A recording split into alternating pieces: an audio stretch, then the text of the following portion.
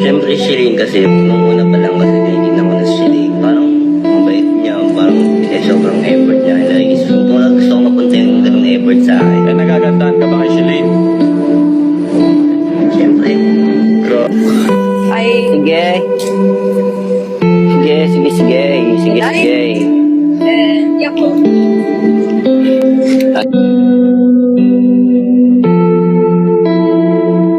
Si driver, tas ako yung conductor. Ayun, gaganon tayo sa...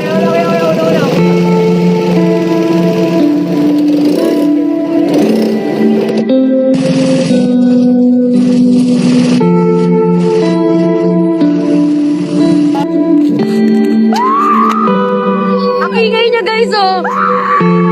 Baka ingay naman yan. So, what's up guys? Kung gusto niyo pala sa mga... Oh, paikot.